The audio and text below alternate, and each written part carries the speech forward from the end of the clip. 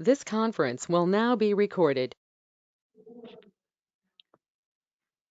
अगर हम आज के पॉइंट पे डिस्कस करें तो क्या क्या चीजें कवर होने वाली है, सबसे पहले हम वो पॉइंट देख लेते हैं। और आज का जो पॉइंट है,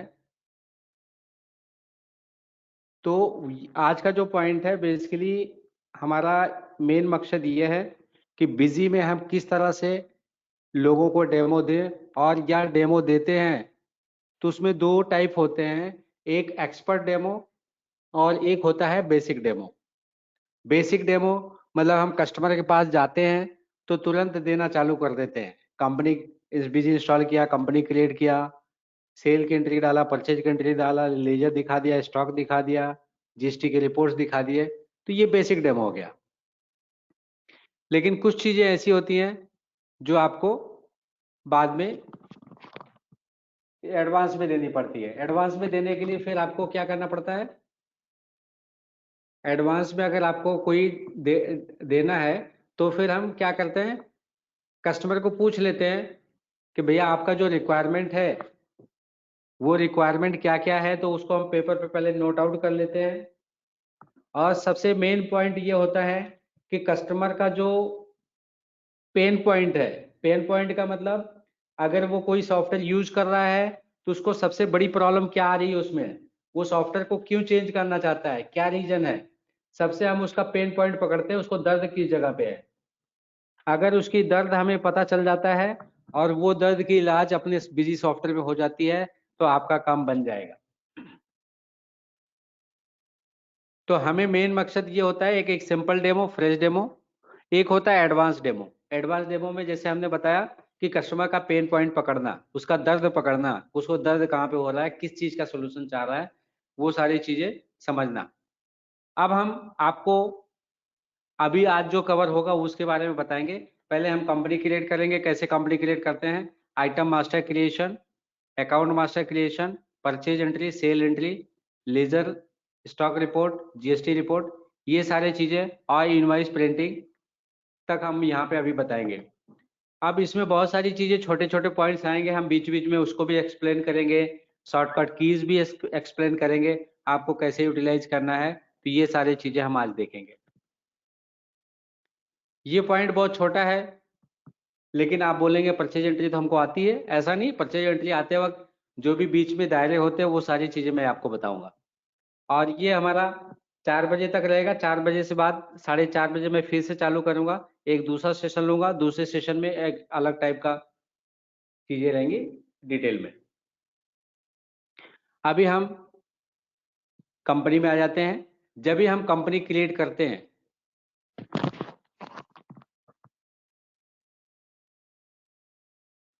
मैं ये मान के चलता हूँ बिजी का इंस्टॉलेशन सबको पता होगा।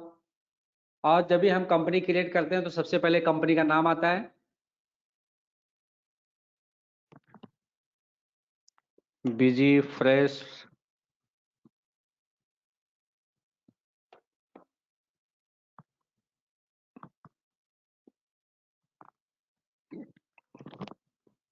यहाँ पे कंपनी का शॉर्ट नेम जाता है। कंपनी का शॉर्ट नेम आपको वहां पे जरूरत पड़ता है जब भी आप मोबाइल ऐप या फिर बिजी बीएनएस वाला ऐप यूज करते हैं या फिर एसएमएस वगैरह करते हैं, तो वहां पे इसकी जरूरत पड़ती है, क्योंकि कंपनी का पूरा नाम नहीं जाता वहां पे,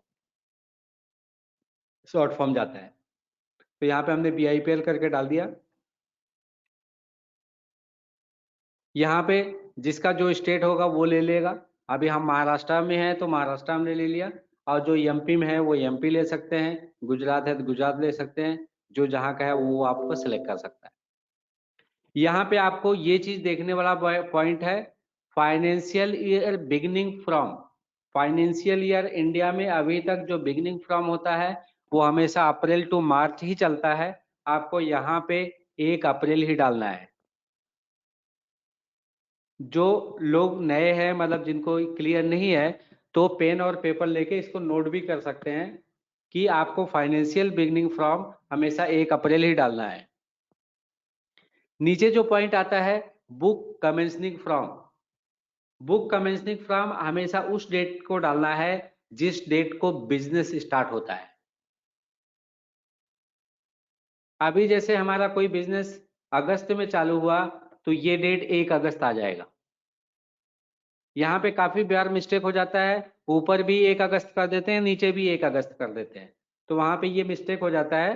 तो इसलिए मैं ये बता रहा हूँ कि बिगिनिंग फ्रॉम हमेशा 1 अप्रैल रहेगा। बुक कमेंसिंग फ्रॉम जब ही से बिजनेस आपका स्टार्ट होगा वो डेट डालना है। इसके आगे आपके एड्रेसेस आएंगे जो भी रहेगा। अभी मैं टेम्परेरी अपना ही एड्रेस डाल देता हूँ।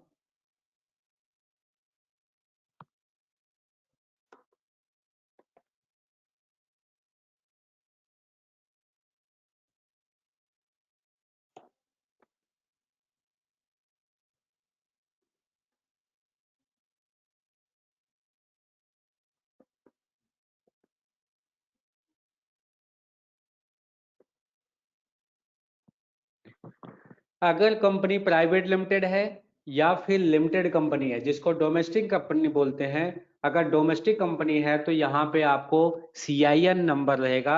CIN का फुल फॉर्म होता है कारपोरेट आइडेंटिफिकेशन नंबर। तो ये CIN नंबर वहां उसके लिए जरूरी है अगर वो कंपनी प्राइवेट लिमिटेड या लिमिटेड है। फिर उसके बाद कंपनी का पैन कार्ड का नंबर यहाँ पे आएगा, टेलीफोन नंबर या मोबाइल नंबर जो भी उनके पास है वो डाल दें। ईमेल आईडी, जो भी ईमेल आईडी है वो डाल दें यहाँ पे। मैं अभी जीमेल का टेम्परेरी डाल देता हूँ। आगे यहाँ पे नॉर्मली इंडिया में अगर इंस्टॉल हो रहा है तो आप करेंसी यही रखेंगे, अगर कहीं बाहर इंस्टॉल कर रहे हैं तो फिर करेंसी उसके अकॉर्डिंग आप चेंज कर देंगे। एग्जाम्पल राइट साइड में दिया हुआ है, उसके अकॉर्डिंग वो चेंज कर सकते हैं। आपके पास GST इनेबल करना है तो GST इनेबल कर सकते हैं, अगर नहीं लगाना है तो डिसेबल भी कर सकते हैं। अगर किसी किसी के पास अगर ऐसी जरूरत आती है उसके पास वैट और GST दोनों ही है, तो उस केस में आप पहले वैट इनेबल करें और फिर GST इनेबल करें।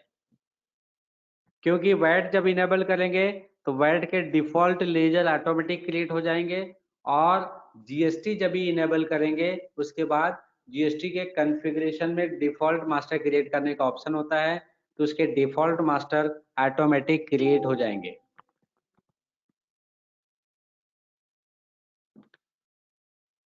किसी किसी प्रोडक्ट में आपके सेस होते हैं, वो अगर सेस आपको इनेबल करना है, एडिशनल सेस सरचार्ज वगैरह जो भी सेस के पार्ट होते हैं वो अगर आपको इनेबल करना है तो आप इसको इनेबल कर सकते हैं। जैसे सिगरेट या कोल्ड ड्रिंक्स के ऊपर आपको सेस अप्लीकेबल मिलते हैं, जो उसकी जिसका बिजनेस जिसका डिस्ट्रीब्यूशन कोल्ड ड्रिंक का होता है या फिर सिगरेट्स वगैरह का होता है, वहां पे आपको सेस की रिक्वायरमेंट आएगी। तो ये एक जनरल नॉलेज का पार्ट है कि कस्टमर का बिजनेस देख के भी अपने को समझ में आ जाना चाहिए कि कहाँ पे क्या चीज लगेगी क्या चीज नहीं लगेगी। जैसे हमने बताया कि कोल्ड ड्रिंक और सिगरेट के ऊपर सेस लगता है, तो कोई अगर कोल्ड ड्रिंक का डिस्ट्रीब्यूटर है तो अपने को डायरेक्ट समझ में आ जाना चाहिए इनको सेस का रिक्वायरमेंट है, तो कंपनी क्रिएट करते वक्त वो चीज आप इनेबल करते हैं। कंपनी का रजिस्टर नंबर यहाँ पे आ जाएगा। फिर यहाँ पे टाइप ऑफ डीलर में रेगुलर या कंपोजिशन है, जो भी है आप सिलेक्ट कर सकते हैं। कंपोजिशन अगर सिलेक्ट करते हैं तो कंपोजिशन के अकॉर्डिंग उसके रूल्स एंड रेगुलेशन उसके रिटर्न्स आ जाएंगे, और रेगुलर अगर चूज करते हैं तो रेगुलर के अकॉर्डिंग आ जाएंगे। अभी हम रेगुलर पे ही चलते हैं, कंपोजिशन पे नहीं जाते हैं। यहाँ पे दिया है डिफॉल्ट टैक्स रेट। ये डिफॉल्ट टैक्स रेट का मतलब ये होता है कि बाय डिफॉल्ट अभी तक गवर्नमेंट ने 5 कैटेगरी निकाली है। एग्जेम्प्टेड मतलब जीरो रेटेड, 5, 12, 18 और 28। लेकिन आपके प्रोडक्ट एक लिमिटेड परसेंटेज में है, लिमिटेड टैक्स रेट में है। कोई बोलता है मेरे पास 12 और 18 ही है, तो अगर यहाँ पे 12 और 18 डाल देंगे तो वो 12 और 18 क्रिएट हो जाएंगे, बाकी के नहीं क्रिएट होंगे। तो सजेशन ये रहता है डेमो दिखाते वक्त इसको आप ना डालें। अगर नहीं डालेंगे तो पांचों की पांचों कैटेगरी ऑटोमेटिक क्रिएट हो जाएगी, आपको क्रिएट करने की जरूरत नहीं पड़ेगी। नेक्स्ट ऑप्शन नीचे जो है not required copy master and copy master configuration and user, ये बेसिकली आपको एग्जिस्टिंग कंपनी से मास्टर को कॉपी करने के लिए यूटिलाइज किया जाएगा, अदरवाइज इसकी कोई जरूरत नहीं पड़ती।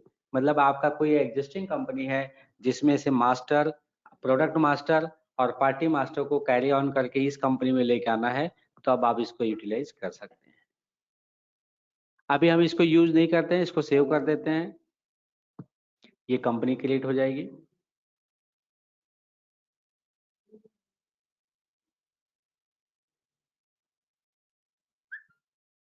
कंपनी क्रिएट करते वक्त इसमें डेटाबेस का कोई टेम्पलेट नहीं होता, तो इसलिए कंपनी क्रिएट करने के लिए इसलिए टाइम लगता है क्योंकि ये डेटाबेस और टेबल्स वगैरह जो भी होते हैं वो रन टाइम में क्रिएट होते हैं। एक बार जब भी कंपनी क्रिएट हो जाती है तो वो आपसे ये पूछेगा यूजर नेम एंड पासवर्ड।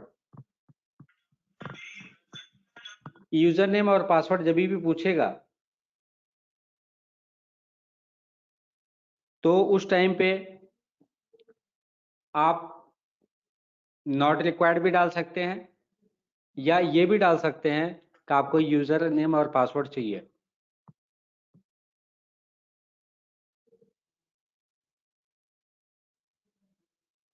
अभी हम यूजर आईडी और पासवर्ड डाल के आगे बढ़ेंगे।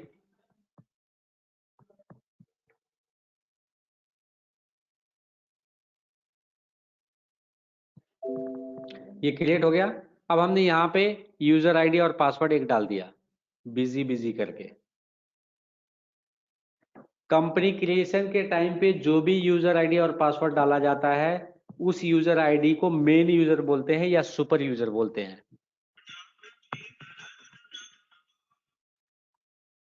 अब इसको हमने सेव कर दिया। सेव करते ही आपके पास एक स्क्रीन आ जाएगी फीचर एंड ऑप्शन की। फीचर एंड ऑप्शन में एक ऑप्शन सबसे नीचे मिलता है trade specific configuration. Trade specific configuration में अगर हम जाएंगे तो यहाँ पे आपको डिफरेंट टाइप के सेगमेंट की कॉन्फ़िगरेशन इनेबल करने का ऑप्शन मिलेंगे। अगर जिसको हम डेमो दे रहे हैं उस पार्टी अगर इसमें से कोई भी सेगमेंट से बिलोंग करती है तो आप इसको टिक करके ओके कर देंगे। सेगमेंट वाइज फीचर्स इनेबल करने का मतलब होता है सेगमेंट वाइज फीचर्स को ऑटोमेटिक इनेबल कर देना। अब इसमें से अगर कोई सेगमेंट आपका है तो आप इसमें इनेबल कर दें। अभी फिलहाल हम इसको इनेबल नहीं करते हैं, लेकिन आपको जो चाहिए यहाँ से इनेबल करके उसका टेस्ट कर सकते हो। यहाँ से हमने क्विट कर दिया। अब इसमें हमने कोई भी फीचर्स इनेबल डिसेबल नहीं किया है, एकदम प्लेन कंपनी है। अब अगर आपको यहाँ पे कोई भी एंट्री करनी है तो सबसे पहले हम परचेज एंट्री पे चलते हैं और परचेज एंट्री के टाइम पे ही मास्टर क्रिएशन वगैरह कैसे करना है वो सारी चीजें देखेंगे। हम अकाउंट मास्टर और आइटम मास्टर को क्रिएट करने के लिए अलग से नहीं बताएंगे, परचेज की एंट्री के टाइम पे ही कैसे किया जाता है उस तरह से बताएंगे। पहले हमने परचेज को ऐड किया। ऐड करने के बाद यहाँ पे आएंगे। यहाँ पे डेट हमेशा वही आएगा जो हमने बुक कमेंसनिंग फ्रॉम का डेट दिया हुआ है at the time of company creation, क्योंकि हमने वहां पे 1 अगस्त डाला था इसके लिए ये 1 अगस्त आ गया। फिर इसके बाद यहाँ पे वाउचर नंबर डालेंगे। वाउचर नंबर ये परचेज एंट्री है तो इसलिए ये मैनुअल है, अदरवाइज वाउचर नंबरिंग का कॉन्फ़िगरेशन भी आप इनेबल कर सकते हैं अगर आपको वाउचर नंबरिंग ऑटोमेटिक करनी है। वाउचर नंबरिंग इनेबल करने के लिए आप वाउचर डिटेल में जाइए, वाउचर कॉन्फ़िगरेशन में जाइए और यहीं से वाउचर नंबरिंग पे क्लिक कर दीजिए। अब वाउचर नंबरिंग में यहाँ पे ऑटोमेटिक ले लीजिए, ईयरली ले लीजिए। अब यहाँ पे अगर प्रीफिक्स सफिक्स लेना है तो सफिक्स ले सकते हैं। सफिक्स में हमने समझो ये ले लिया, माइनस ले लीजिए या स्लैश भी ले सकते हैं, तो हमने यहाँ पे माइनस ले लिया। अब इसके बाद प्रीफिक्स अगर कुछ लगाना है क्योंकि ये परचेज है तो हमने पी लगा दिया समझो। और आपको कुछ पैडिंग कैरेक्टर लगाना तो यहाँ पे 0 लगा दिया। यहाँ पे भी हर एक चीज ये जो हमने डिफाइन किया है, हर एक चीज का एक मीनिंग होता है। अब सबसे पहले तो ये फ्रीक्वेंसी थी, यहाँ पे डेली, मंथली और ईयरली है। तो अकाउंटिंग वाउचर के हिसाब से हमेशा फ्रीक्वेंसीली ईयरली चलती है, लेकिन आज के भी डेट में कुछ लोग ये चाहते हैं कि हमारा महीने महीने का बिल बनता रहे। वो क्या करते हैं कि अप्रैल के महीने में अप्रैल/1, अप्रैल/2, अप्रैल/3, मई में May 1, May 2, May 3, तो इस तरह से चलाते हैं। तो इस तरह से चलाने का मतलब वही करता है ज्यादातर लोग, जिसको हर महीने में कुछ ना कुछ बिल प्लस माइनस करने का ऑप्शन चाहिए रहता है। लेकिन अभी जीएसटी का टाइम आ गया है, रिटर्न फाइल हो गया, काम खत्म, उसमें कुछ नहीं कर सकते। अब हम आगे यहाँ पे भी आपको सफिक्स का मतलब होता है कि जो हमारा वाउचर नंबर होता है उसके लास्ट में कुछ ऐड करना है क्या, राइट साइड में कुछ ऐड करना है क्या। अगर कुछ ऐड करना है तो आपको डालना है एज सफिक्स, और फिर हमने यहाँ पे वाई डाल दिया, तो एग्जाम्पल के तौर पे यहाँ पे दिख रहा है 21/22 ऐड हो जाएगा। प्रीफिक्स का मतलब होता है जो नंबर से पहले ऐड करना, यहाँ पे हमने पी डाल दिया, और पी के आगे भी हमने एक माइनस डाल दिया समझो, तो ये माइनस भी ऐड हो गया। और नंबर में हमने 4 डिजिट लेना है, 4 डिजिट के बाद हमने पैडिंग कैरेक्टर 0 डाल दिया, इसका मतलब जो नंबर आएगा वो 0004 आएगा। अब इसको हमने रीनंबरिंग कर दी। अब इसी नंबर पे हम फिर से एक बार जाते हैं, आप देखेंगे ये नंबर इस तरह से दिखेगा। अगर हम परचेज वाउचर में जाएंगे तो परचेज वाउचर में से परचेज टाइप रहता है। परचेज टाइप में जो फर्स्ट अल्फाबेट होता है वहां पे आई और यल होता है। आई का मतलब होता है इंटर स्टेट, अगर स्टेट के बाहर की परचेज है तो इंटर स्टेट यूज करेंगे, अगर लोकल की परचेज है तो हम लोकल यूज करेंगे। अब आई और यल के अलावा इसमें और भी बहुत सारी चीजें होती हैं जो अपने समझने लायक है। अब यहाँ पे अगर हम देखें तो 4 टाइप के टैक्स होते हैं टोटल। एक तो होता है सिंगल टैक्सिंग, अगर कोई बिल में केवल 18% का है और नीचे जीएसटी लगाना है तो इस तरह से आप यूज कर सकते हैं। 12% है तो इस तरह से यूज कर रहे हैं, मतलब जितना परसेंट है वो परसेंट टाइप कर दो, वो जो सॉर्ट आउट होके आ जाएगा वो सेलेक्ट कर लो। दूसरा होता है item wise. Item wise tax का मतलब ये होता है कि आप जिस आइटम पे टैक्स लगा रहे हो उस आइटम के राइट साइड में ही टैक्स की कैलकुलेशन प्लस होके आ जाएगी। कोई भी आइटम आप सिलेक्ट करते हो तो वो कैलकुलेशन आपके राइट साइड में ऑटोमेटिक कैलकुलेट हो जाएगी। आइटम वाइज में टैक्स को प्लस होता है। जैसे 100 रुपए की प्रोडक्ट है उस पर 18% जीएसटी है तो 118 रुपए हो जाएगा। और टैक्सेस जो है हमेशा जीएसटी आइटम वाइज कैलकुलेट होगी। इसमें तीसरा एक ऑप्शन होता है इंक्लूसिव। इंक्लूसिव का जो फीचर्स रहता है वो बेसिकली इस पर्पज के लिए यूटिलाइज होता है कि आप जो भी प्राइस डालते हैं that is inclusive of GST. और एक ऑप्शन और होता है उसको बोलते हैं मल्टी रेट। मल्टी रेट में आप जो भी जीएसटी डालेंगे वो बिल सेंडरी में कैलकुलेट होगी। तो यहां पे आपको 4 मेथड मिलते हैं, single tax, item wise, tax inclusive और मल्टी रेट।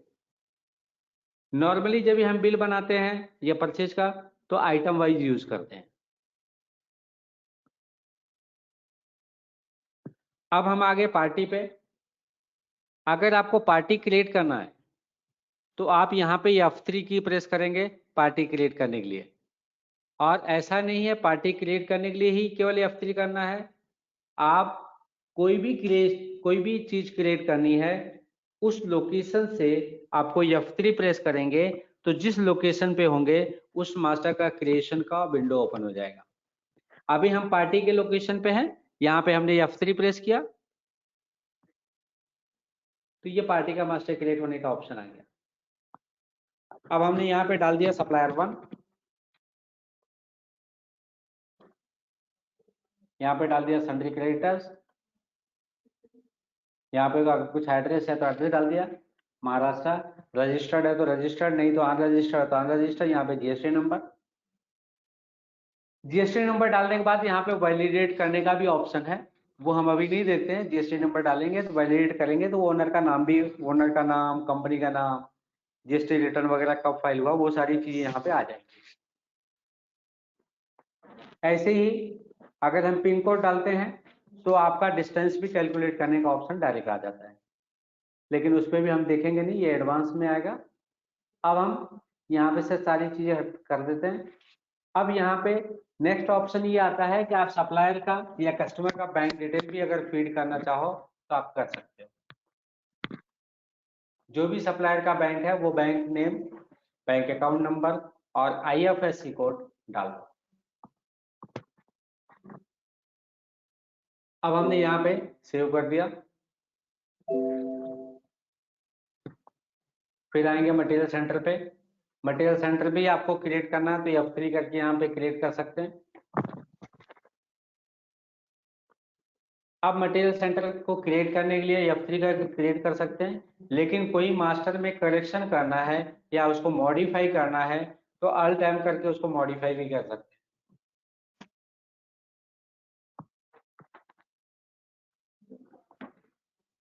अगर मटेरियल सेंटर में मॉडिफाई करना किया है आपने तो यहाँ पे भी आपको हर एक मटेरियल सेंटर का स्टॉक अकाउंट लिंक करने का ऑप्शन होता है। वहां पे अगर स्टॉक अकाउंट आपको दूसरे भी किसी लेजर में लेके जाना है तो वो स्टॉक अकाउंट आप चेंज कर सकते हो।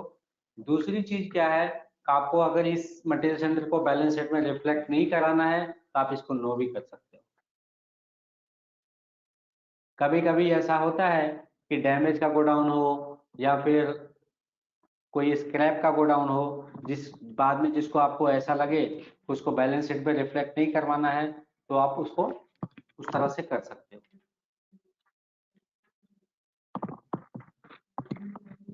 अब हम आगे आते हैं। नेक्स्ट ऑप्शन आता है कि ITC एलिजिबिलिटी। ITC एलिजिबिलिटी जो भी आपकी है वो उसके अकॉर्डिंग आप चूज कर सकते हो। By default input goods and services रहेगा, या इनपुट अगर सर्विस का केवल बिल है तो सर्विस ले सकते हो, गुड्स और सर्विस मिक्स है तो इनपुट गुड्स एंड सर्विस डाल सकते हो। ऊपर वाले में दोनों डाल सकते हो, गुड्स रहेगा तो भी चलेगा, सर्विस रहेगा तो भी चलेगा। लेकिन in case of capital goods तो आपको थर्ड वन चूज करना है, और जिस चीज में कि ITC अवेलेबल नहीं है या ITC input test credit available नहीं है उस केस में आप नन चूज करें। तो यहाँ पे हमने यही ले लिया बाय डिफॉल्ट।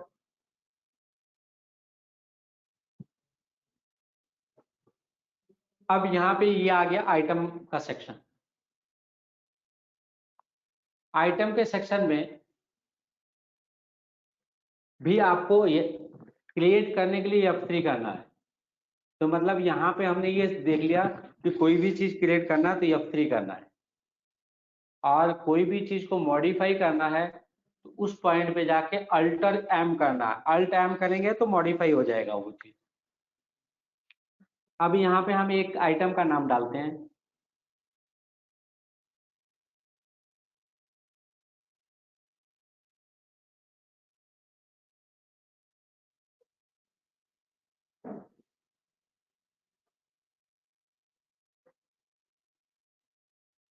यहाँ पे ग्रुपिंग है, ग्रुप भी आपको क्रिएट करना है तो आप F3 करके क्रिएट कर सकते हैं। यहाँ पे भी हमने बिस्किट करके डाल देता हूँ फिलहाल। अगर हमें बिस्किट की डिफॉल्ट HSN और कैटेगरी पता है तो यहाँ पे भी हम डाल सकते हैं HSN कोड और यहाँ पे कैटेगरी। तो वहां पे HSN और कैटेगरी डालने का मतलब ये होता है कि ये बाय डिफॉल्ट जैसे हम ग्रुप सेलेक्ट करेंगे HSN और GST का परसेंटेज ऑटोमेटिक रिफ्लेक्ट हो जाएगा। नेक्स्ट हमने यहाँ पे पीस डाल दिया। अब ये चीज अगर पैकिंग में आती है तो क्या करेंगे, जैसे 100 ग्राम का एक पैकेट है और एक बड़े पैकेट में वो 20 पीस आते हैं, समझो 20 पीसेस। उस तरह से अगर डालना है तो क्या करेंगे, तो उसके लिए आपको अल्टरनेट यूनिट स्टार्ट करना पड़ेगा। अल्टरनेट यूनिट स्टार्ट करने के लिए आपको क्या करना है,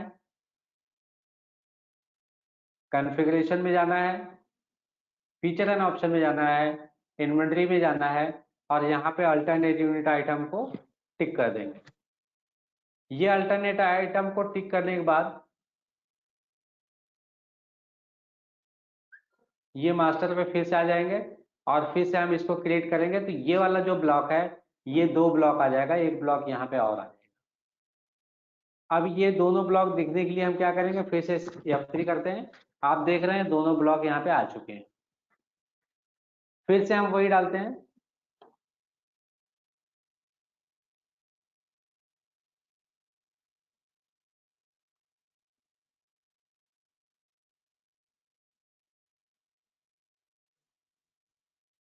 बिस्किट। यहाँ पे हमने डाल दिया पैकेट F3 करके, इसको भी हमने F3 करके क्रिएट किया और यहाँ पे फिर हमने पैकेट करके भी यहाँ पे भी डाल दिया पैक और यहाँ पे डाल दिया पीसेस। अब यहाँ पे आपको कन्वर्जन फैक्टर डालना है, ये डाल दिया 20 डालना है।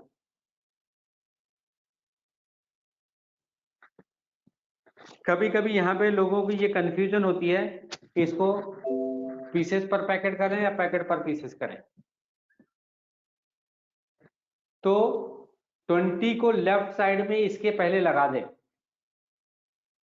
तो आपको ये पता चल जाएगा कि क्या होना चाहिए। तो 20 पैकेट पर पीस या 20 पीस पर पैकेट। अगर 20 पीस पर पैकेट है तो इसको टिक कीजिए, इसको ले लेंगे, ये 20 पीस पर पैकेट हो गया। अब यहाँ पे इसकी जो सेलिंग प्राइस वगैरह है वो हम डाल देते हैं। समझो अगर सेल ये पीस पे होता है तो यहाँ पे आपका जो अल्टरनेट यूनिट होगा, ये सेलिंग यूनिट होगा, वो अल्टरनेट कर लेंगे, या बोथ यूनिट भी हम यहाँ पे सिलेक्ट कर सकते हैं। और जो प्राइस है यहाँ पे प्राइस पर पैकेट या दोनों ही डाल सकते हैं, लेकिन अभी हम सेल प्राइस की यहाँ पे अल्टरनेट यूनिट पे ले लेते हैं। सेल प्राइस पर पीस इसकी समझो 15 रुपए की है और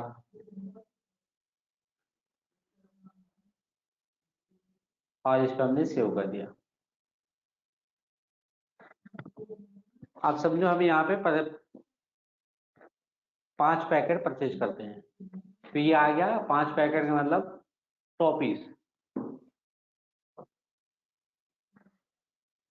अब समझो पर पीस का रेट अगर हमें पता है, हमने जैसे पर सेलिंग का रेट 15 रुपए डाला है, समझो हमें 11 रुपए 80 पैसे में खरीद के आती है तो ये यहाँ पे ऑटोमेटिक आ गया और जीएसटी भी फीड हो गया। अब इसी तरह से दूसरे भी आइटम क्रिएट करने हैं तो F3 करके डाल सकते हैं। यहाँ पे एक मिस्टेक और भी लोगों को होती है, हमने देखा है कि जब भी कोई खुद से वो यूज करने के लिए कोशिश करता है तो ऐसे ऐसे एंटर मारते रहता है, कुछ ना कुछ आते रहता है। तो अगर गलती से हमारे पास एक्स्ट्रा लाइन आ जाए तो उसको रिमूव करने के लिए F9 करते हैं।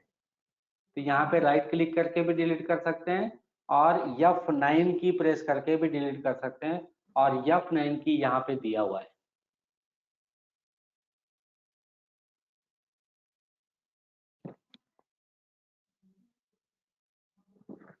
अब यहाँ पे ये कर्सर जो आ रहा है, ऐसा क्या करें कि ये मतलब सीधा नीचे चला जाए एंटर मारने के बाद।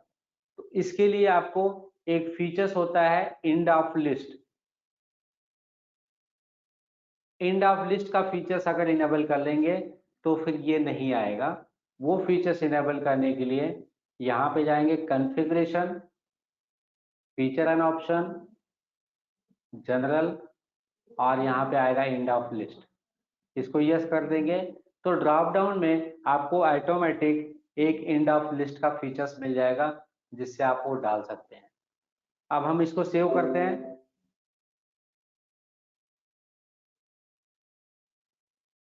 ये हमने सेव कर दिया। अभी भी इसमें बहुत सारी मिस्टेक्स हैं। अब अगर आप देखेंगे तो सबसे पहला तो ये 40 पैसे का बिल हमें नहीं चाहिए, वो राउंड ऑफ हो जाए ऑटोमेटिक। तो ऑटोमेटिक राउंड ऑफ भी करने का ऑप्शन है, या मैनुअल अगर राउंड ऑफ करते हैं तो मैनुअल भी कर सकते हैं। लेकिन परचेज के केस में आप मैनुअल रखें तो सबसे अच्छा है। मैनुअल रखने से क्या होगा कि अगर सप्लायर ने पैसे में बिल दिया है तो पैसे में भी डाल सकते हो, अगर राउंड ऑफ करके दिया है तो राउंड ऑफ करके भी डाल सकते हो। तो ये 40 पैसे हमने यहाँ पे माइनस कर दिए, पहला चीज। दूसरा चीज, जो हमने फीचर्स इनेबल किए थे एंड ऑफ लिस्ट का, वो आपको यहाँ पे देखने को मिल जाएगा। जैसे ही एंड ऑफ लिस्ट पे आप एंटर मारेंगे तो कर्सर सेकंड पोजीशन पे आ जाएगा जहाँ पे उसको जाना चाहिए था। तो ये चीजें हमने यहाँ पे सेव कर दी। यहाँ पे आपका परचेज बिल नंबर आएगा, क्योंकि वाउचर नंबर पे हमने बिजी का वाउचर नंबरिंग लिया है, तो आपको यहाँ पे सप्लायर का परचेज बिल नंबर डालना पड़ेगा। लेकिन अगर परचेज वाउचर नंबर पे आपने परचेज बिल नंबर डाला है तो यहाँ पे कुछ नहीं डालेंगे तो भी चलेगा, क्योंकि नीचे लिखा है leave above fees blank to use voucher number and date for reporting. तो अगर आपने परचेज में वाउचर नंबर यूज किया है तो यहाँ पे सप्लायर का परचेज बिल नंबर जो भी है वो आप यहाँ पे डाल दें। ये परचेज बिल हो गया। इसी तरह से आप सेल बिल कर सकते हैं।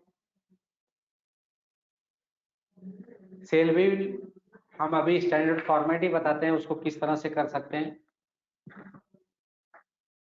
ये सेल किया, एंटर किया, एंटर किया।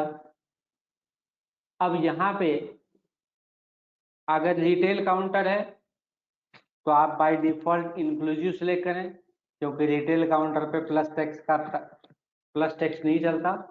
अगर होलसेल है तो प्लस जीएसटी चलता है। तो हमने यहाँ पे टैक्स इंक्लूसिव ले लिया और यहाँ पे कैश ले लो, या पार्टी क्रिएट करनी है तो F3 करके क्रिएट कर लो। कभी कभी ऐसी भी जरूरत पड़ती है, लोग बोलते हैं कि जब भी हम बिल बनाएं तो पार्टी का मोबाइल नंबर डालते ही पार्टी का नाम ऑटोमेटिक आ जाए। उस और काउंटर सेल होता है तो कैश का ही बिल बनता है, उसमें भी लोग ये डिमांड करते हैं कि पार्टी का नाम आ जाए। उस केस में हम क्या करेंगे, वाउचर कॉन्फ़िगरेशन में जाएंगे, यहाँ पे सेपरेट बिलिंग डिटेल ओपन करेंगे और यहाँ पे डालेंगे ओनली कैश एंड बैंक, और यहाँ पे की फील्ड डालेंगे मोबाइल नंबर, और जीएसटी रिपोर्ट बोल देंगे आस्क इन वाउचर। या ओनली कैश एंड बैंक के केस में हम ये भी डाल सकते हैं बिलिंग शिपिंग डिटेल ओनली। अब इस केस में अगर हम कोई बिल बनाते हैं तो आप दो बिल में बना के दिखाता हूँ तो आपको एक क्लियरिटी आ जाएगी। हमने यहाँ पे इंक्लूसिव ले लिया, यहाँ पे हमने कैश लिया। जैसे हमने कैश लिया ये विंडो खुल गया, लेकिन अगर हम कोई पार्टी लेंगे तो ये विंडो नहीं खुलेगा। तो हमने जैसे ही कैश लिया तो ये खुल गया, और यहाँ पे हमने समझो डाल दिया नाम, अपना ही मोबाइल नंबर डाल रहा हूँ। अब यहाँ पे हमने डाल दिया नाम,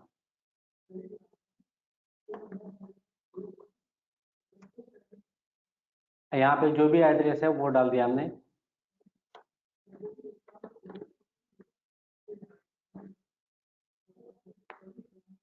ये हमने सेव कर दिया। यहाँ पे आइटम का नाम ले लिया। यहाँ पे आपको पैकेट में अगर सेल करना तो पैकेट में भी सेल कर सकते हैं। तो पैकेट में सेल करने के लिए डिफॉल्ट यूनिट फॉर सेल जो चेंज कर देंगे तो ये ऑटोमेटिक वही आ जाएगा। ये हमने चेंज कर दिया। अभी अगर वो आइटम फिर से सेलेक्ट करेंगे तो ये ऑटोमेटिक पीसेस में सेल होगा, क्योंकि इस आइटम का डिफॉल्ट यूनिट हमने चेंज कर दिया है फॉर सेलिंग पर्पज।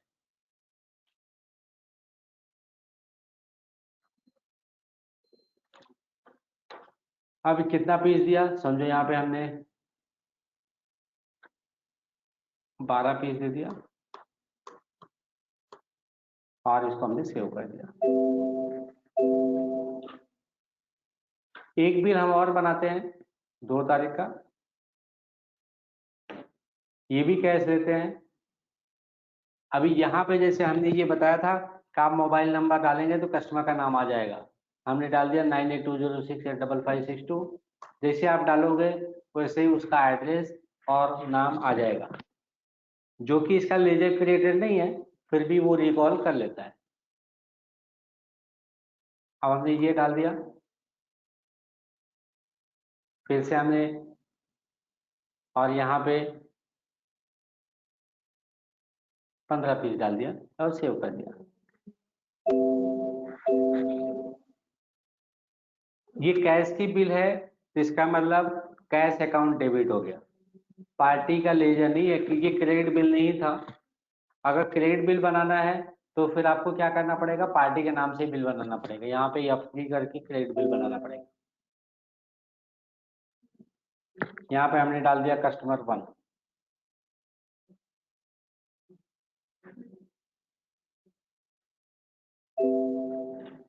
ये कस्टमर 1 डाल दिया, यहाँ पे इनको मैं पूरा एक पैकेट सेल करता हूँ। ये क्रेडिट बिल हो गया आपका। आप क्रेडिट बिल बनाते वक्त कभी ऐसा भी होता है, कोई बोलता है आधा पैसा ले लो आधा बाद में लेना, तो उसके लिए आपको क्या करना है, उसके लिए आपको सेटलमेंट डिटेल को इनेबल करना पड़ेगा। सेटलमेंट डिटेल आपको वाउचर डिटेल पे जाना है, वाउचर कॉन्फ़िगरेशन पे जाना है, और यहाँ पे एक ऑप्शन होता है enable settlement detail. Settlement detail को इनेबल किया, यहाँ पे कॉन्फ़िगर आ गया। कॉन्फ़िगर में पार्टी अगर कैश दे रही है तो कैश का ऑप्शन इनेबल कर दीजिए। अगर कार्ड का ऑप्शन है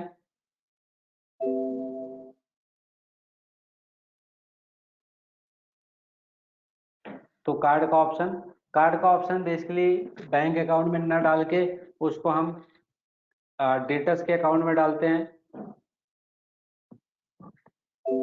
ताकि कार्ड से और फिर बैंक को रिकनसाइल करने के लिए, मतलब कार्ड में जितना स्वैप हुआ उसमें से जो पैसा आया, और पैसा जब भी आया तो पूरा आया या उसने कोई चार्जेस वगैरह डिडक्ट करके दिया, वो सारी चीजें ट्रैकिंग करने के लिए। कोई चेक देता है तो चेक का यहाँ पे अकाउंटिंग कर सकते हैं।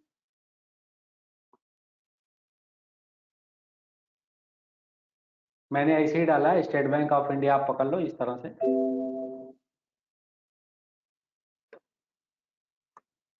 तीसरा, अगर कोई फाइनेंस करता है तो फाइनेंस का भी हम अकाउंट यहाँ पे डाल सकते हैं।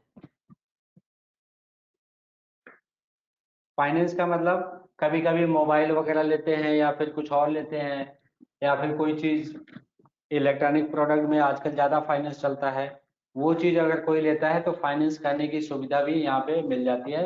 आपको EFT करना है और यहाँ पे जो भी नाम आता है, बजाज फाइनेंस या जितने भी फाइनेंस की कंपनियां होती हैं वो आप डाल सकते हैं। और इसको आपको डालना है सन्ड्री डेटर्स में, इसको भी।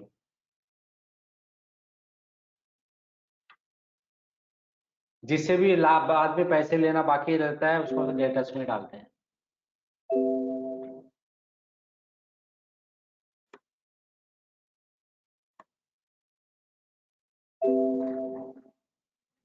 ये कॉन्फ़िगरेशन होने के बाद जब भी आप नेक्स्ट बिल बनाएंगे यहाँ पे,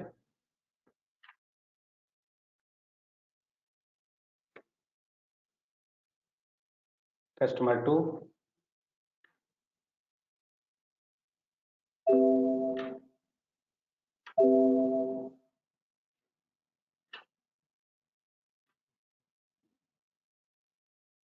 इसको भी हमने पैकेट ले लिया।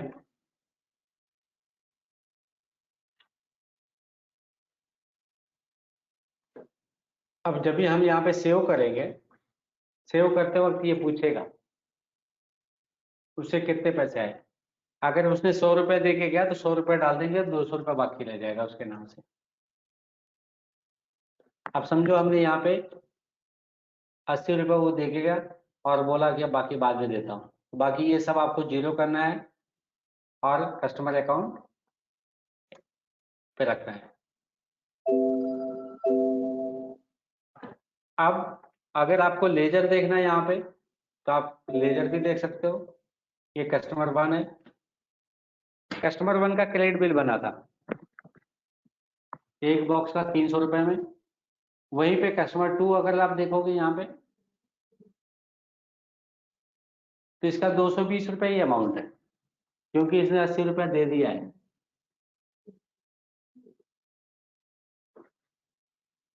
और जब भी लेजर देखते हो तो यहाँ पे ये डिटेल होता है कि आपको क्या क्या चीजें दिखानी है।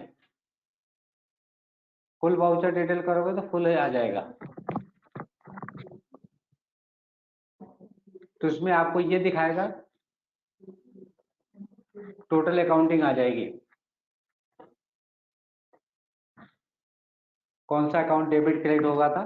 और दूसरा फॉर्मेट यहाँ पे जिसके ऑल अदर अकाउंट करोगे तो आपको सारे अकाउंट की डेबिट क्रेडिट के फॉर्म में आ जाएगा, कौन सा अकाउंट डेबिट हुआ कौन सा अकाउंट क्रेडिट हुआ वो आ जाएगा साथ में। तो अकाउंट का देखने का तरीका आपको चेंज करना है, यहाँ पे इस डिटेल टू बी शोन के ऑप्शन में चेंजेस करने से आप डिस्प्ले के रिपोर्टिंग में चेंज कर सकते हैं।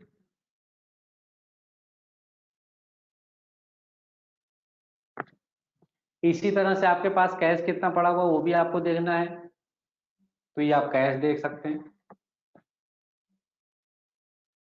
अब कैश में है 3 ही चीज, लेकिन ये इतना बड़ा नहीं चाहिए, तो आप यहाँ पे सिंगल अकाउंट ऑटो कर दोगे तो खाली 3 लाइन में आ जाएगा। पहले बिल में आपको 180 रुपये मिला, दूसरे बिल में 225, तीसरे बिल में केवल 80 रुपये मिला।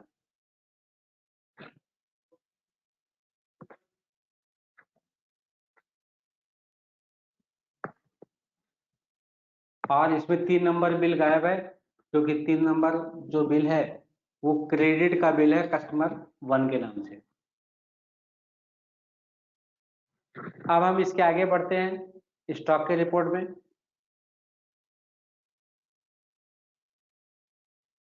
स्टॉक की रिपोर्ट यहाँ से देखते हैं और यहाँ पे बैलेंस और डिटेल दोनों ही ऑप्शन होते हैं। हम अभी डिटेल की बात करते हैं।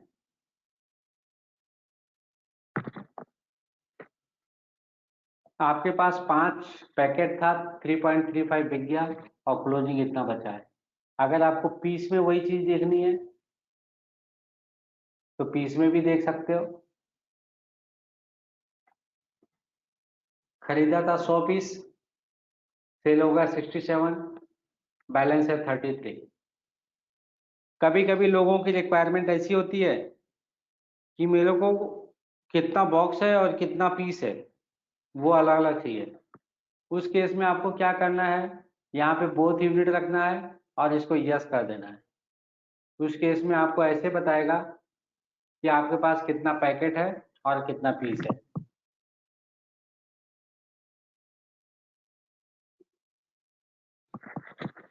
एक पैकेट 13 पीस, एक पैकेट में मतलब 20 पीस हो गया, मतलब टोटल 33 ही हुआ। क्वांटिटी आउट कितना हुआ, 3 पैकेट 7 पीस। खरीदा कितना था, 5 पैकेट। ऐसे ही अगर क्लोजिंग खाली बैलेंस देखोगे, बैलेंस में भी इसी तरह से आपको ऑप्शन मिल जाएगा। अगर बोथ यूनिट लेते हो तो कंपाउंड में आपको बताएगा कितना पैकेट है और कितना लूज है। एक पैकेट 13 पीस पड़े हुए हैं, इसको बोलते हैं कंपाउंड। यहाँ पे लिखा हुआ है create main alternate as a compound unit. अगर ये यस करोगे तो लूज और बॉक्स दोनों अलग अलग क्वांटिटी आपको प्रेजेंट करेगा। जितने भी बिजी में रिपोर्ट्स होते हैं सब एक्सेल में डायरेक्ट आप एक्सपोर्ट कर सकते हो। शॉर्टकट कीज जितने भी ऊपर हाईलाइटेड राव स्क्वायर ब्रैकेट में है, सब अल्टर की कॉम्बिनेशन से डायरेक्ट आप रन कर सकते हो।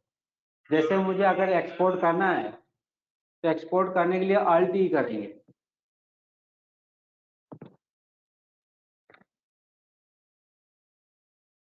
अगर हम अल्ट ई करेंगे यहाँ पे तो डायरेक्ट एक्सपोर्ट का ऑप्शन आ जाएगा। पी करने के लिए अगर प्रिंट करना है तो अल्ट पी कर दो, प्रिंट आ जाएगा। तो जो भी एक्टिविटी आपको करनी है, टाइटल में जो भी स्क्वायर ब्रैकेट में पड़ा हुआ है की, उस की को अल्टर की के साथ में कंबाइन करके अगर प्रेस करेंगे तो वो बटन एक्टिवेट हो जाएगी, उस पर कमांड फायर हो जाएगा।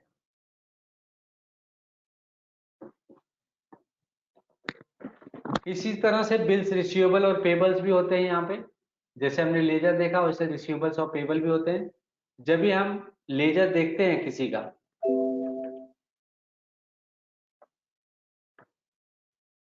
तो राइट साइड में ही सारे आइकॉन्स होते हैं। देखिए receivables, payables, on account, account summary, तो जो भी चाहिए यहाँ पे आप क्लिक करके ले सकते हैं और सब कीज राइट साइड में दिए हुए हैं। अब जैसे ये लेजर है, आपको रिसीवेबल चाहिए तो यहाँ पे क्लिक करेंगे तो ये रिसीवेबल आ गया। और सबसे मजे की बात तो ये है कि कभी भी अगर आप लेजर खोलते हैं, अगर आपको ऐसा लगता है कि ये पेमेंट हमें फॉलो करना है और पार्टी ने बोला है पर्टिकुलर डेट को पेमेंट देने के लिए, तो ऑपरेटर को ये बता दें कि इसमें नोट्स डाल दिया करें। नोट्स डालने के लिए अल्ट की होती है, अल्ट एन, और यहाँ पे केवल आपको टाइप करना रहता है क्या बात हुई है। अभी यहाँ पे मैंने डाल दिया told us to call on.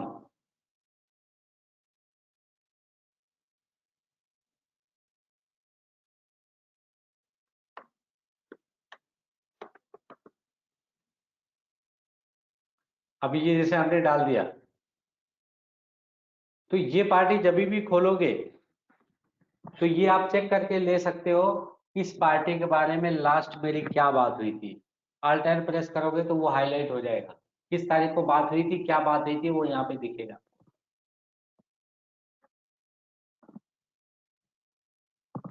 तो ये लेजर रिपोर्ट आपको फॉलो करने में भी काम आ जाएगा, और दूसरा वही लेजर लेके बैठता है तो उसको पुरानी हिस्ट्री देखने में भी काम आएगी। भैया कल वाले ऑपरेटर ने क्या बात किया था और आगे क्या बात करनी है, इससे क्लियर गाइडलाइन मिल जाती है कि आगे क्या करना है।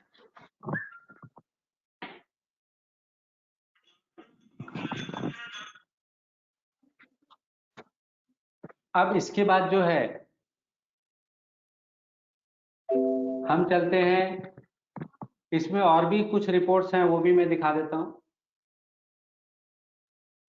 जैसे हमने ये रिसीवेबल्स लिया, ये रिसीवेबल्स हो गया।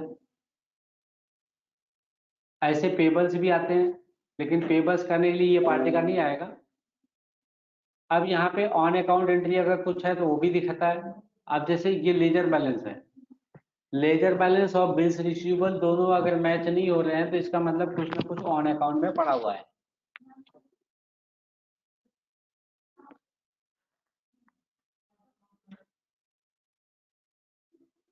ऐसी ही एक रिपोर्ट होता है कॉलमनार। कॉलमनार रिपोर्ट थोड़ा अलग टाइप का होता है। उसमें हर एक बिल के अंदर में कौन से अकाउंट में कितना कितना गया हुआ वो डिटेल आ जाती है। अब जैसे हम कैश का लेजर ओपन करते हैं, ये कैश का लेजर है और ये हमने कॉलमनार ओपन कर दिया, तो यहाँ पे ये सारी चीजें आ गई। कौन सा अकाउंट कितना डेबिट हुआ, क्रेडिट हुआ, वो कॉलमनार रिपोर्ट में आ जाती है। ऐसे अब्स्ट्रैक्ट भी होता है, अब्स्ट्रैक्ट में पूरी समझ आ जाएगी। तो ये अलग अलग टाइप के रिपोर्ट्स हैं, तो आप इसको एक बार देख सकते हैं। अब हम चलते हैं प्रॉफिटेबिलिटी और जीएसटी पे।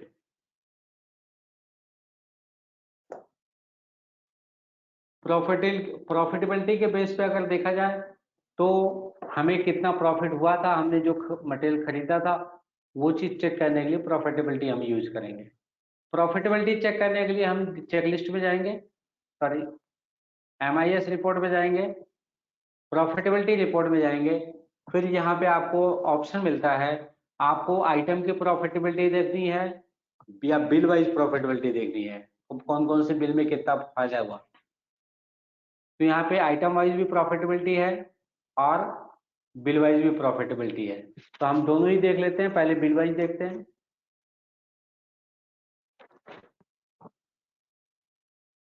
हमने ये देख लिया, टोटल 61.10 का प्रॉफिट हुआ है।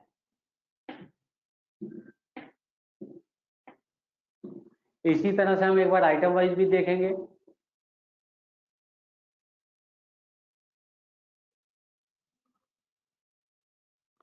यहाँ भी वही आ रहा, 7.17% प्रॉफिट हुआ है। तो ये सारी चीजें हमने देख ली प्रॉफिटेबिलिटी रिपोर्ट। अब हम आते हैं GST के रिपोर्ट पे।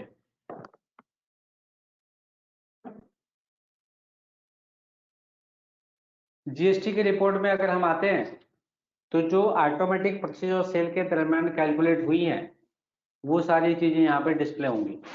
सबसे पहला पार्ट होता है GST समरी का।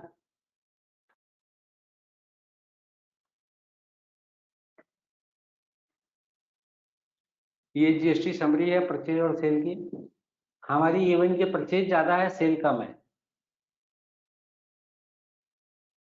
तो फिगर हमारे पास GST पेबल माइनस में आ रहा है, तो इसका मतलब GST रिफंडेबल है।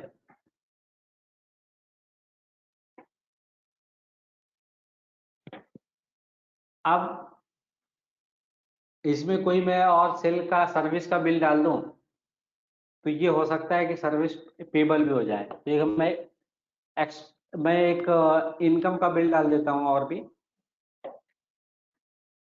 आप सर्विस का अगर हमें बिल डालना रहेगा तो कैसे डालेंगे वो भी हम देख लेते हैं।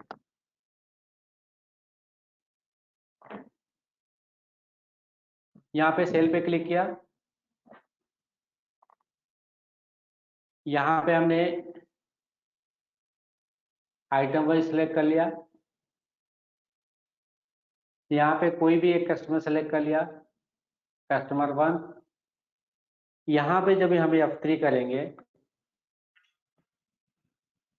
अभी यहाँ पे हमने डाल दिया मैन पावर सप्लाई।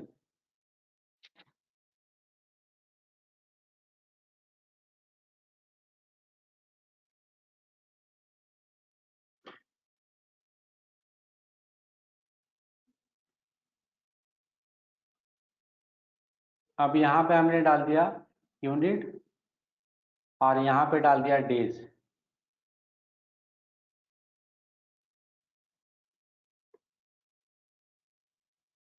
ये यूनिट हो गया और यहाँ पे हमने डाल दिया सर्विस और इसको हमने सेव कर दिया।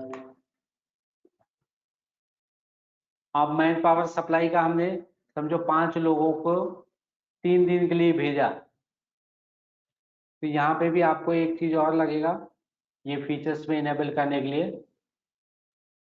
Conversion factor.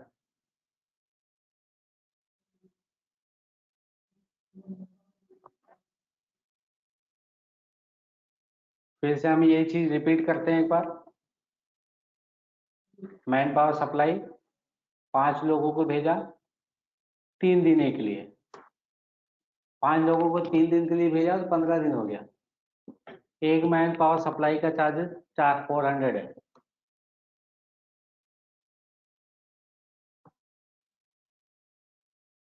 ठीक है, 400 टोटल 6000 हो गया। ठीक है, तो ये हमने एक बिल और बना दिया। अब यहाँ पे एक खास बात आप अगर ये ध्यान से देखेंगे तो इसकी रिपोर्ट में कोई रिफ्लेक्शन नहीं होगी। आपको रिपोर्ट में मैन पावर सप्लाई नहीं दिखेगा क्योंकि वो हमने सर्विस में डाला है ना कि प्रोडक्ट में।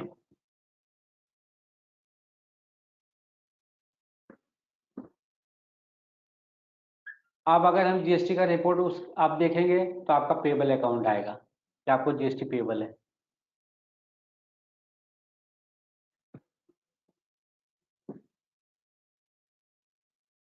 अब जीएसटी पेबल है 1020 रुपया 90 पैसा। अब यहाँ पे आपको क्या करना है, 510 रुपया CGST, 510 रुपया SGST पे करना है। इनपुट टैक्स क्रेडिट क्लेम करने के लिए हमें लेजर मैच करने के लिए क्या करना पड़ता है, सबसे पहले हमें एडजस्टमेंट करना पड़ता है। एडजस्टमेंट करने के लिए हमें क्या करना रहेगा, Alt F4, एक मिनट,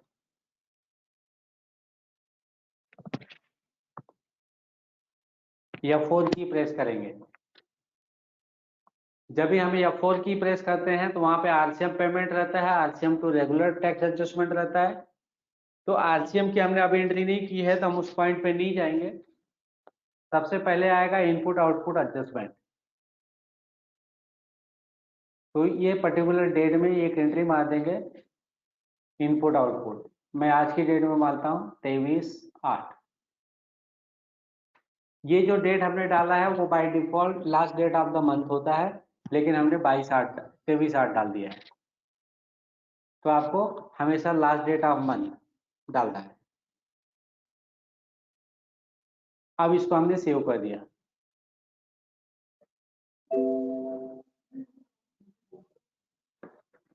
मैं पूरा महीने का ही ले लेता हूँ, वो अच्छा रहेगा।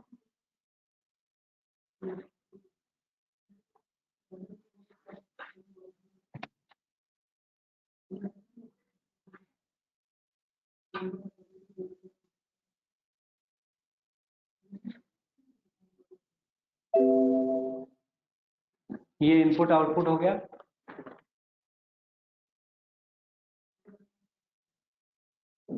अब उसके बाद फिर से हम देखेंगे IGST से अगर कोई सेटलमेंट रहेगा तो यहाँ पे कर लेंगे, लेकिन यहाँ पे कुछ आएगा नहीं, ब्लैंक है। फिर हम TDS का कुछ रहता है तो वो कर लेते हैं, फिर उसके बाद पेमेंट कर देते हैं। ये पेमेंट की एंट्री है। पेमेंट की एंट्री इस तरह से जाएगी, यहाँ पे आपका बैंक अकाउंट आएगा। बैंक अकाउंट आएगा, या तो फिर आप अभी पेमेंट नहीं कर रहे हैं, बाद में कर रहे हैं, तो GST पेबल अकाउंट करके भी डाल सकते हैं।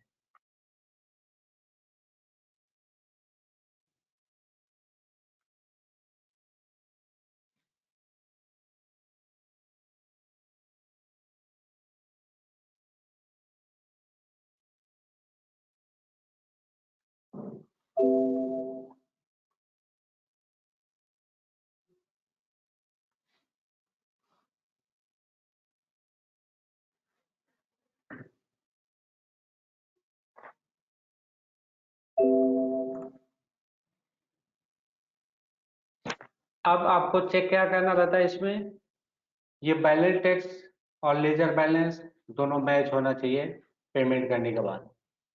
ये हमेशा इक्वल होना चाहिए। कैरी फॉरवर्ड करोगे तो इसमें थोड़े अमाउंट बच जाएंगे, और कैरी फॉरवर्ड नहीं करोगे तो ये 0-0 हो जाएंगे। ये चीजें आपको चेक करनी रहती है। इसका पेमेंट भी हो गया। अब आपको हम चलते हैं रिटर्न पे। रिटर्न अगर हमें फाइल करना है तो यहाँ पे 3B भी है, GSTR 1 भी है। जो भी आपको फाइल करना वो फाइल कर सकते हैं। 3B और GSTR 1। GSTR 1 कोई कोई क्वार्टरली फाइल करता है तो IFF फाइल करता है उसके केस में, ये वाला।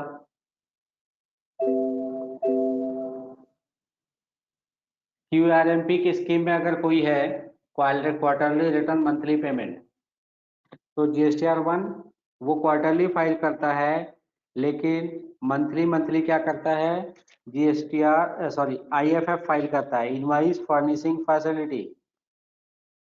वो भी GSTR 1 का ही पार्ट है, लेकिन उसमें ट्रांजैक्शन वही इन्वॉल्व होता है जो B2B होता है। B2C वाले ट्रांजैक्शन उसमें नहीं आते।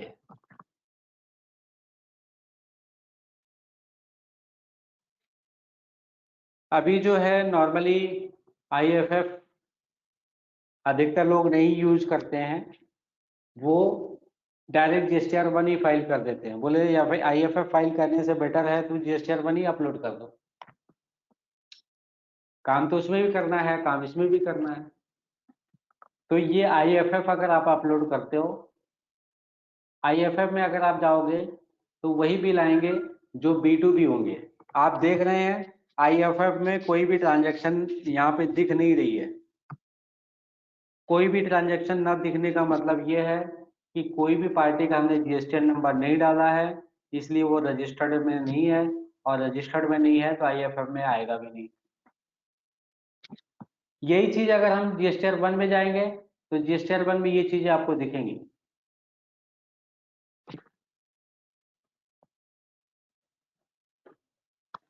आप GSTR1 में ये एक ही ट्रांजैक्शन दिख रही है, ट्रांजैक्शन मल्टीपल है लेकिन GST नंबर नहीं है, इसलिए स्टेट वाइज कंसोलिडेटेड ट्रांजैक्शन दिखती है।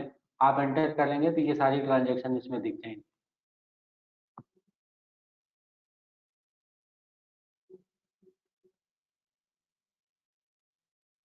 यहाँ पे देख रहे हैं, यहाँ पे नाम भी आ रहा है। नाम क्यों आ रहा है? क्योंकि ये ट्रांजैक्शन आपकी कैश की थी लेकिन हमने GST रिपोर्टिंग बिलिंग पे की थी। अगर ट्रांजैक्शन में GST रिपोर्टिंग हमने बिलिंग पे डाल दी है तो GST रिपोर्ट में ये अकाउंट रिफ्लेक्ट करेगा, ना कि कैश रिफ्लेक्ट करेगा। तो यहाँ पे कैश की जगह ना होते हुए ये पर्सन का नाम आ रहा है GST रिपोर्ट में, क्योंकि हमने GST report based on billing shipping रखा है।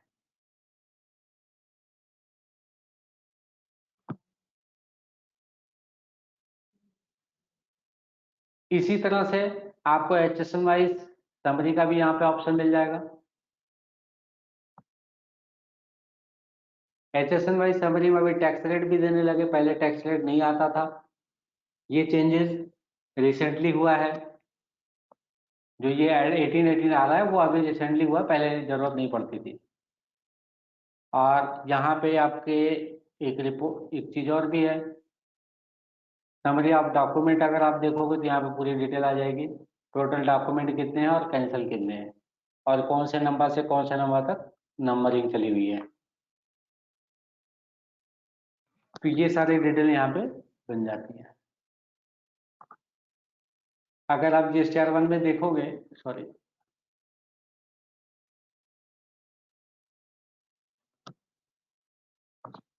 तो यहाँ पे अगर HSN समरी में जाओगे तो यहाँ पे आपको GST का परसेंटेज नहीं दिखेगा कहीं पे भी, जो कि नए GST रिटर्न में वो चीज मैंडेटरी कर दी कि GST परसेंटेज चाहिए। इसके लिए GST के फॉर्मेट बीच में चेंज हुए थे। यहाँ पे अगर आपको अपलोड करना है तो ये डायरेक्ट अपलोड कर सकते हो डेटा को। डायरेक्ट अपलोड देख रहे हैं, डायरेक्ट अपलोड बनाना है, JSON बनाना है, CSV बनाना है। तो अगर आपको GSTR1 या IFF पोर्टल पे डायरेक्ट अपलोड करना है तो डायरेक्ट बिजी में अपलोड करने का ऑप्शन दिया हुआ है, और JSON बना के मैन्युअली वहां पे जाके लॉगिन करके अपलोड करना तो भी आप कर।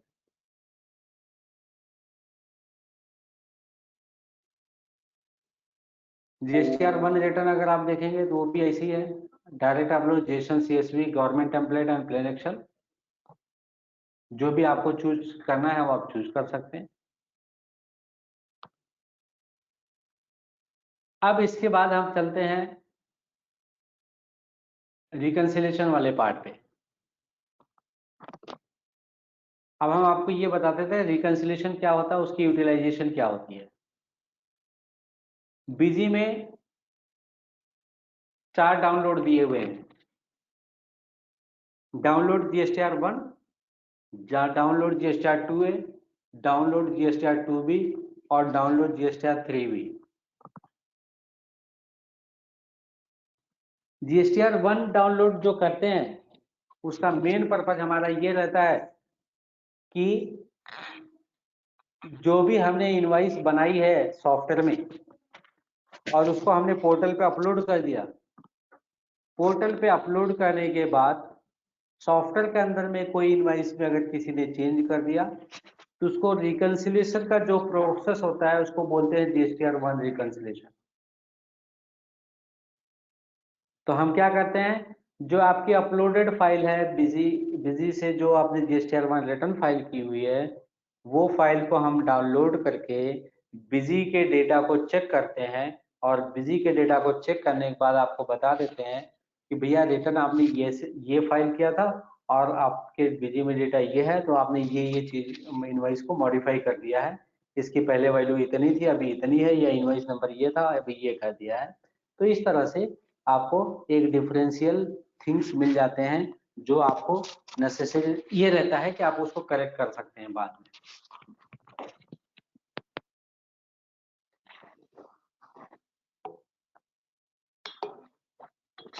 इसी तरह से GSTR 2A और 2B, काफी लोगों को 2A और 2B में डिफरेंस भी नहीं पता चलता है, लेकिन 2A 2B में काफी डिफरेंस है। 2A क्या होता है कि जिस तारीख में वाउचर डला होता है उसी डेट में ही उसकी रिफ्लेक्शन आती है। जैसे अप्रैल के महीने में कोई बिल बना हुआ है, आपने परचेज किया था, किसी सप्लायर ने वो रिटर्न अभी तक फाइल नहीं की है, तो आपके GSTR 2A में नहीं दिखेगा, और जब रिटर्न फाइल कर देगा तो वो आपको अप्रैल के महीने में ही दिखेगा, ना कि ये महीने में दिखेगा। दोनों सेम चीजें हैं, रिफ्लेक्शन की डेट में खाली डिफरेंस है। GSTR 2A में जिस महीने में रिटर्न फाइल होता है उस महीने की डेट दिखती है, और GSTR 2A में जो वाउचर डेट होता है या बिल का डेट होता है उसके अकॉर्डिंग वो काम करता है। इसी तरीके से GSTR 3B भी है। GSTR 3B भी आप यूटिलाइज कर सकते हो, का आपने जो भी रिटर्न फाइल किया था और जो आपने चेंजेस किया है तो उसमें क्या मिसमैच है, क्या कहाँ पे गड़बड़ है, वो सारे रिकंसाइल कर सकते हैं। इसके अलावा बहुत सारी चीजें और भी होती हैं यहाँ पे वैलिडेट करने के लिए।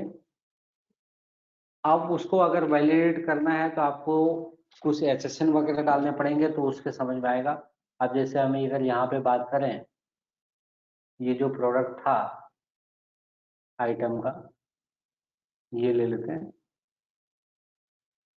अब हम एक बार सर्च कर लेते हैं बिस्किट वगैरह का क्या अकाउंट होता है, मुझे भी पता नहीं है।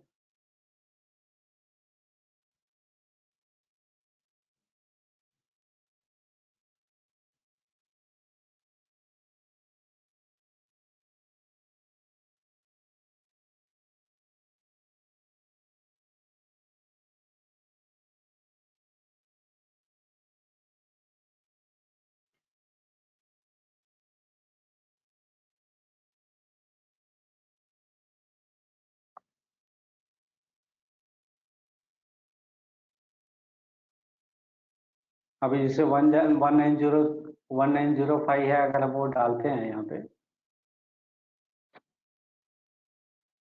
अब हम यहाँ पे क्लिक करेंगे तो ये आपको बताएगा कि किस चीज से बिलोंग करता है। अब यहाँ पे लिखा है bread, pastry, cake, biscuit and other bakeware, whether और नॉट वगैरह वगैरह इस तरह से बताएगा। अब इस चीज को हमने वैलिडेट कर लिया। इस चीज को हमें बल्क में वैलिडेट करना है तो यहाँ पे भी कर सकते हैं।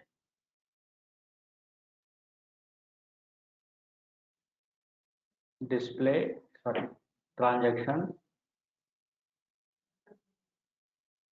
Validate, multiple iteration, load data, select all, validate, ये सारी चीजें हमने यहाँ पे वैलिडेट कर दी। अब आज अभी के सेशन में किसी को कुछ क्वेरी है तो आप मुझसे पूछ सकते हैं, नहीं तो फिर हम एक 4 बजे ब्रेक लेंगे और फिर 4:30 बजे से 6 बजे तक फिर से दूसरा सेशन स्टार्ट करेंगे, जिसमें एडवांस चीजें और भी रहेंगी, जो आगे के फीचर्स मैंने प्रेजेंटेशन में दिखाए थे वो वाले। अभी हमने आपको इसमें invoice printing, master configuration, voucher configuration, ये सारी चीजें नहीं बताई थी, तो ये सारी चीजें हम नेक्स्ट सेशन में लेंगे। तो अभी का टॉपिक मैं खत्म करता हूँ यहाँ पे, और आगे का टॉपिक 4:30 बजे हम चालू करेंगे और वो 6 बजे तक चलेगा। आज के सेशन में किसी को कोई क्वेरी है?